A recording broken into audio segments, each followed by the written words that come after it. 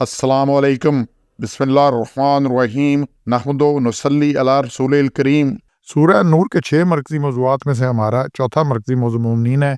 इसके 2 हिस्से हैं। दूसरे हिस्से के 4 ज़िमनी मौज़ूआत हैं, जिसमें से तीसरा है वादे। अब अल्लाह के वादे क्या हैं? 3 नुकात हैं जी। आयत नंबर 55 से है, अल्लाह ताला के वादे ईमान लाकर नेक अमाल करने वालों से हैं। इस आयत को तसल्ली से देखें।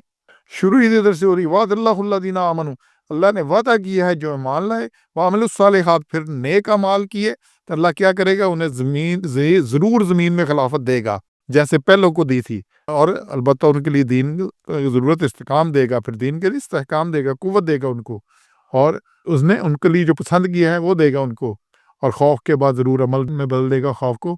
ये चीज़ें अल्लाह ने की हैं, और ये कि वो मेरा शरीक ना करेंगे किसी शय में, और जिसने नाशुक्री की तो वही लोग नाफरमान है। बड़ी अहम आयत है।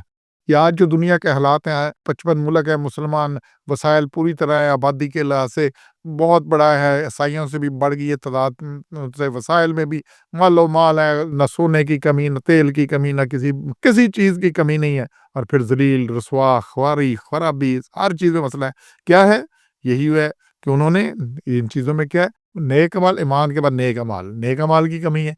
और अल्लाह ने वादा किन से है? ला युखलिफुल मियाद, अल्लाह वादे के खिलाफ नहीं करता। लेकिन वादा किन से है?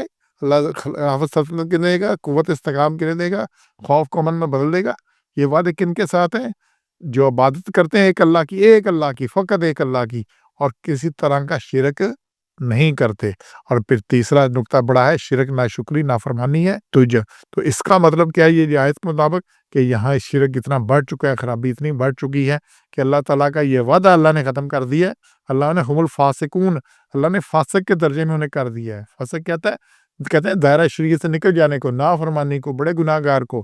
शैतान ने नाफरमानी की, ये सूरह कहफ में है कि वो फिर अल्लाह ने क्या, वो फासिक हो गया, उसने फासिक इख्तियार किया। ये नाफरमानी की इतनी बड़ी बात है, तो इसलिए ये समझ लें इस चीज़ को। अच्छा, ये तो मैंने बात की है ना कि बात हो रही है, तो कुरान में से कहा है कि इसको देखें। ये सूरह अराफ है, उसकी आयत नंबर 169 है, 169, उसमें को देखें। फिर उनके पीछे आए नाखलफ।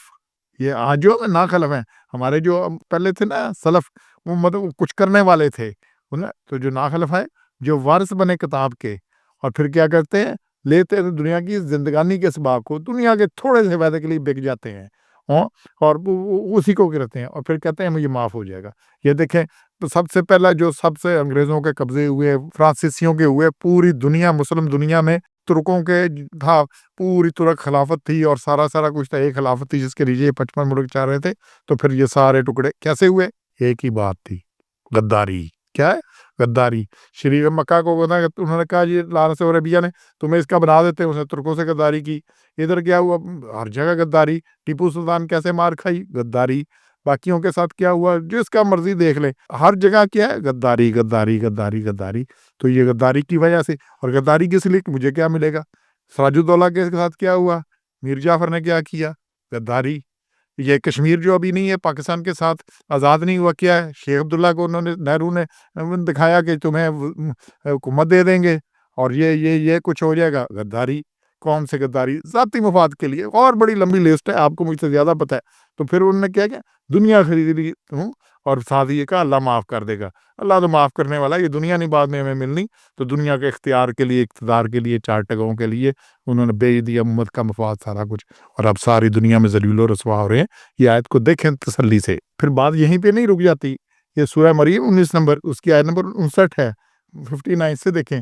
फिर उनकी जगह आए नाखलफ, खो बैठे नमाज को, और पीछे पड़ के मज़ों के, आगे वो देख लेंगे गुमराही को। तो क्या है? अल्लाह ने कहा ये बाद में आने वाले नाखलफ थे, उन्होंने ज़ाया कर दी सबसे पहले नमाज। अब देख लेना ईद में कितने लोग होते हैं? क्या जितने ईद में होते हैं उतने जुमे में होते हैं, उतने फजर में होते हैं? ईद वाले आसमान से आ जाते हैं, इंडिया से आए थे, किधर से आ जाते हैं? ये क्यों नहीं फजर में आते? ये क्यों नहीं बाकी नमाज़ों में आते? नहीं आते। नमाज ज़ाया कर दी, नमाज ज़ाया कर दी। तो पहली बात है, नमाज ज़ाया कर दी। जब नमाज ज़ाया होगी तो इस्लाम की पहली चीज़ है, जो इबादत है, बाकी चीज़ें, ईमान तो नज़र नहीं आता, लेकिन जो इबादत में है उसमें हाई तो पूरी उम्र में एक दफ़ा है। फिर जिसके पास वसाइल हो, پھر زکوٰۃ سال میں ایک دفعہ ہے، وہ بھی جس کے پاس سرپلس منی ہو۔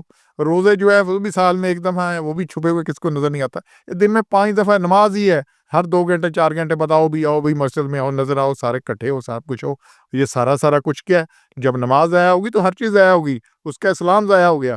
اور پھر یہ یورپ میں، امریکہ میں رہتے، ادھر بھی ہیں، جو آپ دیکھیں کسی یہاں 2 عیسائی، 2 ہندو، 2 سکھ، سارے لوگ بیٹھے ہیں، مسلمان بھی ہیں، اذان ہوئی، نہ وہ اٹھے، نہ وہ اٹھے، نہ وہ اٹھے، نہ میں اٹھا، کیا فرق ہے اس میں؟